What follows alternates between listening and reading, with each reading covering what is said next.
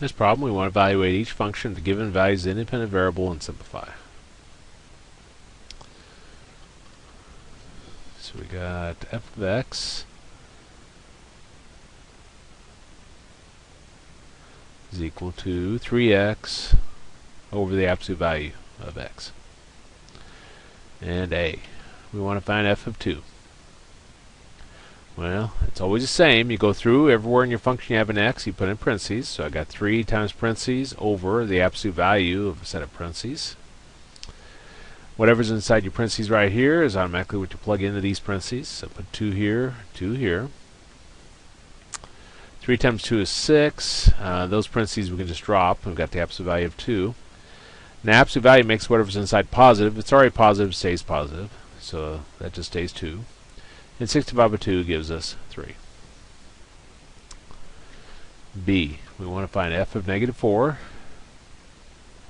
So we'll go through, and everywhere we have an x, we'll put in parentheses.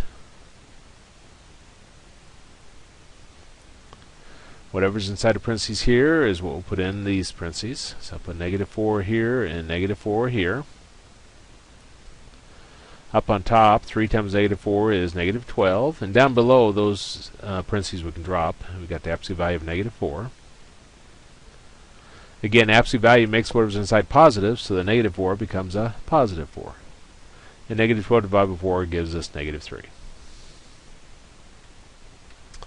C. We want to find f of a squared. Again, it's always the same. We go through, and everywhere we have a variable, we put in parentheses. So we've got 3 times parentheses, and the absolute value of a set of parentheses. Whatever is inside your parentheses here is automatically what you put in here, no matter what it is. So we got a squared and a squared. Well, up on top, 3 times a squared is 3a squared. On the bottom, we can drop those those parentheses. Now let's think what happens when you square something. If I were to square negative 2, for example, negative 2 squared gives us a positive 4. If I square a positive 2, that would give us a positive 4. So it looks like whenever we square something, it always becomes positive.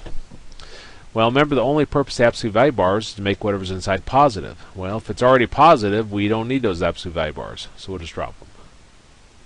And once I do that, these a squareds cancel, and our answer is 3.